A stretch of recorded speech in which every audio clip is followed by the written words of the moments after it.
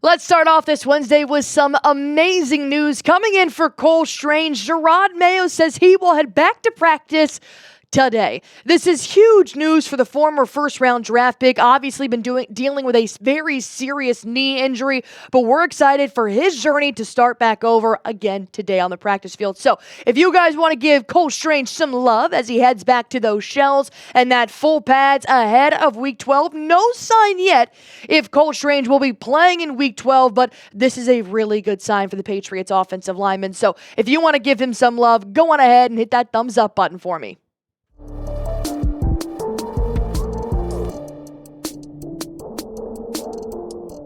Let's talk about Javon Baker. I know we haven't specifically made a video surrounding what's been going on with the rookie and therefore his lack of production, but I now want to pose this question here for you guys.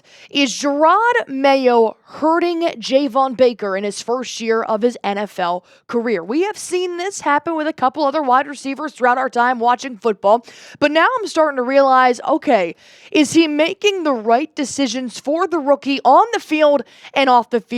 Welcome into Patriots Today by Chat Sports. I'm your host, Allie Barefoot. Let's talk about Baker way back into the preseason, all right? This was the play that started Javon Baker hype. I know you remember this play. This came from Jacoby Brissett throwing a beautiful back shoulder pass. Baker watching it all the way from the release to his hands. He catches it in a diving motion, rolls forward on it, and we're sitting here being like, oh my God, this is our top wide receiver. This is going to be Drake Maye's top target moving forward in the NFL season. But then after that play happened, you have Javon Baker's celebration where he chucks the ball up into the stands. You know, he's excited. He's hype. It's fine. Mayo's comment after this play was, as far as I'm concerned, nobody touched him down. So when he chucked it up in the stands, that's a fumble. And you're kind of like, all right, you know, Mayo's trying to instill that hard coaching style very early on. And then now looking back on it, I'm like, that was so unnecessary. It's training camp. The rookie just made a big play, and Jerod Mayo's out here calling it a fumble. And honestly, I think from that standpoint on, I don't know if I've really seen Mayo be in favor of Javon Baker since that play. So I have a quick question here for you guys before I jump into more about the Mayo-Baker situation here. Do you want to see more Jalen Polk and Javon Baker highlights? I haven't seen any Polk or Baker highlights since that, no more Baker highlights since that play happened. But if you guys want to see more from the rookies, do something for me. Hit that thumbs up button for me. This will be the pinned comment on today's show. So if you guys want to go scroll right now, you're about to get hit with the YouTube ad break. Hit that thumbs up and we'll hop back into Baker highlights. All right. So far, Baker's production through week 11 hasn't been pretty much anything. He has yet to record a single target for the New England Patriots this season. In week 1, he was deemed a healthy scratch. Remember way back when Javon Baker got pulled over in a traffic stop and he went on Instagram Live and Jerod Mayo pretty much said, we're talking with him about that, knowing that he is now, a celebrity, if you'll call it. He can't really be doing that. So we all thought that healthy scratch in week 1 was just like a little bit of a punishment to really teach him what he should be doing. But then guess what?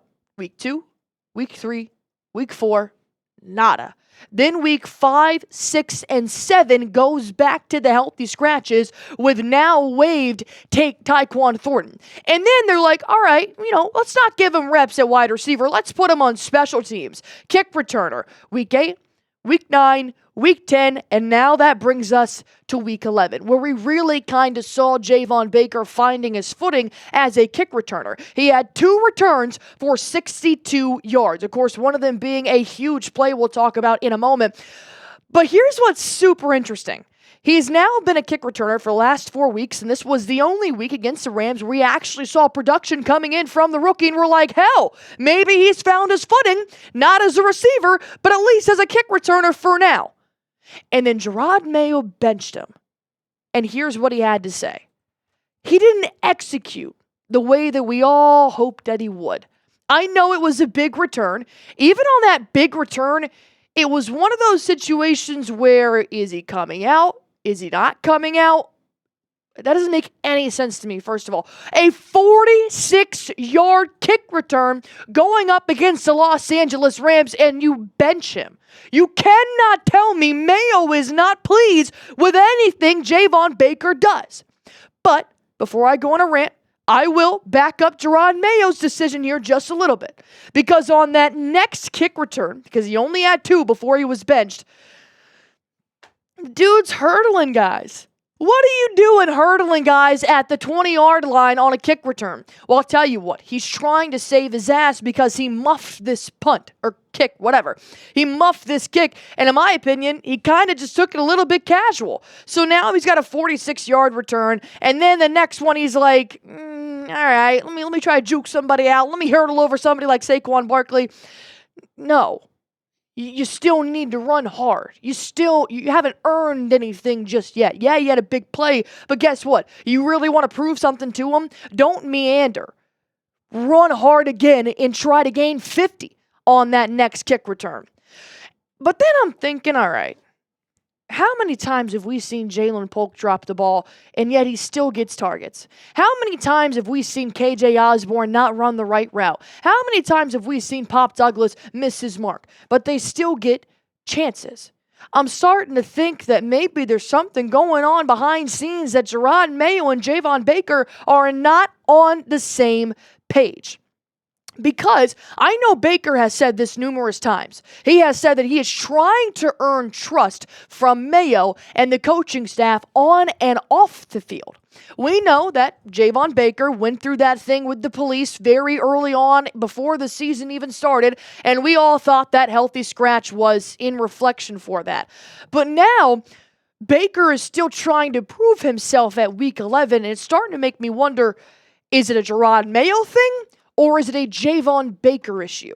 We're going to dive into that here on the back half of the show. I have a question for you guys. Should Baker get reps at receiver? We have now seen how fast he can be on a kick return. We have now seen that, he recovers even if he does muff a kick return. So do you guys think he should be getting reps now that you only have 6 receivers on the roster this upcoming week? Type Y for yes, type in for no. Let me know in the comment section down below. We're going to talk a little bit more about whether or not Javon Baker and Jerod Mayo, they're kind of hurting each other here. Before I jump in, let me tell you guys about Prize Picks, the #1 daily fantasy sports app in America. I'm playing Prize Picks every single game day, and here's why you guys should too. Not to mention, it is the easiest part of your day. All you guys have to do is just pick more or less on a player's projected stats, and you can win up to 100 times your money with as little as 4 correct picks. You guys can play in over 30 different states, including Cali, Florida, Georgia, and Texas. And Prize Picks always puts its members first, so all withdrawals are fast, safe, and secure. When my picks hit, I can get my money in as quick as 15 minutes, and I love the discounts, man. They constantly have promotions and discounts just for the fun of it. I logged on to Prize Picks this morning, and the first thing that I see is Steph Curry just chef cooking. They just gave me a random discount on Steph Curry's total points. So, of course, I'm going to take that. Him having more than 21, absolutely. Then I've got Brook Lopez to have more than 18 points, rebounds, and assists combined. And, of course, I'm always going to top it off with Drake Maye having more than 215 passing yards. These are my Prize Picks for tonight's games and for Sunday's games. So if you guys want to go on ahead and play Prize Picks with me, just download the Prize Picks app. Use promo code CLNS to get $50 instantly after you play your first $5 lineup. Download the app today. Use code CLNS to get $50 instantly after you play your first $5 lineup. Prize Picks. Run your game.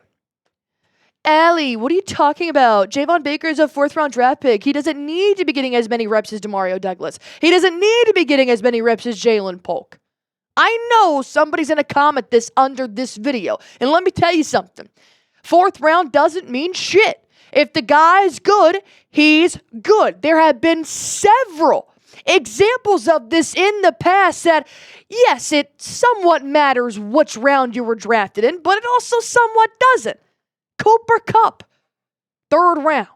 Stephon Diggs, 5th round. Chris Godwin, 3rd round. Puka Nacua, 5th round. Adam Thielen wasn't even freaking drafted, and he's still a top receiver. This just goes to show that just because you're a notable late round pick doesn't mean you can't thrive as if you went in the first round. And then I got to thinking about this guy named Tavon Austin. You ever heard of him? Tavon Austin, of course, obviously 2013 picked in the first round of the NFL draft. And before I jump into this, I just want to preface, I'm not comparing the two, but their stories are starting to sound a little bit similar. Let's talk about Tavon Austin here, the recently retired wide receiver, and I know you guys immediately went and watched his highlight tape when he did retire. He was a first-round draft pick after being an absolute college stud at West Virginia. I mean, my goodness, he looked like the best wide receiver to ever walk through the doors of NCAA. But he struggled. When he got to the NFL, he struggled with injuries like a lot of players do. He struggled with his production on the field. Didn't reach over 500 yards with the St. Louis Rams at the time in his first couple of years as a receiver. And, just wasn't really meshing well with the Los Angeles Rams offensive production. And then you start to realize that Tavon Austin and the head coach at the time didn't really see eye to eye. They just weren't on the same game plan, which now a lot of people after Tavon Austin retired go back and say, damn, what if? What if? Maybe he was just that player that was really good in college and didn't translate to the NFL. But when you see how good Austin was in college, you don't want to believe that. A lot of people pointed their fingers at the head coach saying, I just don't think they utilized him in the way that he was supposed to in a very crucial time in his NFL career, which was those first 3 years. So now it makes you think, right? Have I read this story before? Have I seen this movie before? They are not the same on the box score. I understand that. But the story is starting to sound a little bit familiar. Does maybe Javon Baker playing in a coaching staff, playing in an offensive scheme with a head coach that doesn't know what to do with them? And I want to talk about this quote here from Jerod Mayo that recently came after their Week 11 loss to Los Angeles Rams, asking why, after the kick return, benching, and what's going on. But Mayo had good things to say about Baker. He's going to continue to get better. He's been great in the meeting rooms and hopefully shows up on the field. All right. Sounds good. Sounds like we're starting to get a little bit of a validation from Mayo about what Javon Baker is going to do on the field. But wait, I've heard this before. Even before Week 9, when you went into overtime with the Tennessee Titans and had plenty of time to play Javon Baker, Jerod Mayo comes out and he starts to reiterate how great Baker's been. He's very explosive with the ball in his hands. We have to find ways to get him the ball. Bullshit. You haven't thrown him one pass. So it's great that you're validating words, affirming words to Javon Baker, but this is coach talk, and you know it. This is coach talk to get the press off his back. You know he's just saying things that sound good on paper and make fans like us think, damn, are we going to see Javon Baker in Week 9, Week 10, Week 11, Week 12, and still nothing. In fact, you benched him. You took away his playing time. You didn't give him any more. And then you start to feel a little bit bad for Javon Baker here, who talks about his playing time. I feel like I'm heading in the right direction, but that's a coach question. You have to ask him that one. And you start to have a little bit of sympathy for the kid, a little bit of empathy, like, damn, if he's doing everything in the locker room, he's doing everything in the meetings, apparently he's explosive in practice behind closed doors, then it's got to be Jerod Mayo, right? Unless there's something that we're not seeing, it sounds like Mayo just doesn't know what to do with Javon Baker. And that's not going to end well. It's not.